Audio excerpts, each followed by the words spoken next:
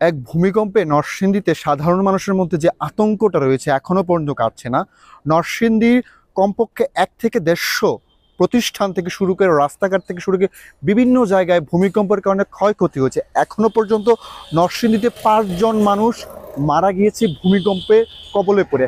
এর মধ্যে 2 জন রয়েছে গাবতলীতে, বাবা এবং ছেলে, এবং নরসিংদী পলাশে রয়েছে একজন, সব মিলে 5 জন, এবং আহত হয়েছে প্রায় 80 জনের উপরে।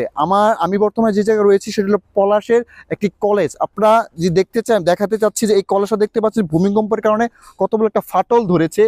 এই যে জায়গাটা যখন কালকে প্রচন্ড পরিমাণ ভূমিকম্প হয় তখন এই জায়গার মানুষ আতঙ্কিত হবে এবং মাটির 2 ভাগ ফাঁক হয়ে যায়, মানে ছিদ্রের মতো হয়ে যায়। আপনি দেখতে পাচ্ছেন পুরো বিস্তীর্ণ জায়গাটা কিরকম দেখা যাচ্ছে, মানে ভূমিকম্প যে কতটা প্রকট হয়েছে আসলে এই যে নরসিংদীর পলাশের এই স্থানটা দেখলে কিন্তু খুব পরোক্ষভাবে সেটা বোঝা যাচ্ছে। এটা কিন্তু একজন লোক রয়েছে এই কলেজের, তার সাথে কথা বলতে যাচ্ছে। আচ্ছা, কি হয়েছিল বলুন তো গতকালকে?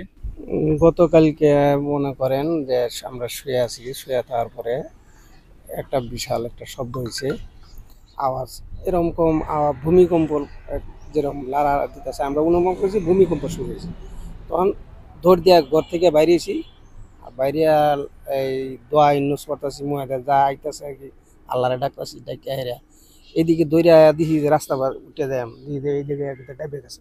তখন মাটি পায়ের দৌড়ে আইলাম ঘর থেকে বাঁচবার লাগি মাটিতে, এই ফ্লোরের মধ্যে আইছি মাটিতে। তখন হ্যাঁ না দেখি যে মরণ মাটি যাইতেছে কেন পায়ের নিচে থেকে। তখন দৌড়ে গেলাম আবার পিছের দিকে, পিছের দিকে গিয়ে ওই জায়গায় গিয়ে দাঁড়ায় রয়েছি, খুব একটা আতঙ্কিত হয়ে ভয়ে দাঁড়ায় রয়েছি যে আমাদের মৃত্যু মনে হয় এখানেই হবে।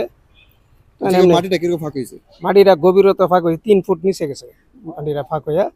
তখন যখন মনে করেন যে ভূমিকম্প শেষ হওয়ার পরে যে আমরা একটু স্থায়ী হয়ে পরে ধীরে আসতে আমরা ওই যে এই ভবনটা দেখলাম ঘুরিয়া ঘুরিয়া, পুলিশ আইছিল, পুলিশে দেখলো। জি, আমি যতটুকু বলতে চাচ্ছিলাম যে ভূমিকম্পে যে একটা আতঙ্ক ছিল সাধারণ মানুষের মধ্যে সেটা প্রকট আকারে ছিল। এর পাশাপাশি নরসিংদী জেলা প্রশাসন থেকে যিনি জেলা প্রশাসক রয়েছে তার সাথে আমি কথা বলেছিলাম। উনি এখন পর্যন্ত যে পরিমাণ ক্ষয়ক্ষতি হয়েছে সেটা এখনো নিরূপণ করা সম্ভব হয়নি, তবে কয়েকদিনের মধ্যে বা গতকালকের মধ্যে সেটা সঠিকভাবে তথ্য দিতে পারবে। কিন্তু উনি আমাকে বলেছে প্রায় শতাধিক, প্রায় 100-র উপরে যা ভবন রয়েছে বা ব্যবসা প্রতিষ্ঠান রয়েছে, অনেক কিছু রয়েছে, সেটা আসলে ক্ষয়ক্ষতি হয়েছে ভূমিকম্পের কারণে। তো নরসিংদী থেকে আমার কাছে এতটুকু ছিল।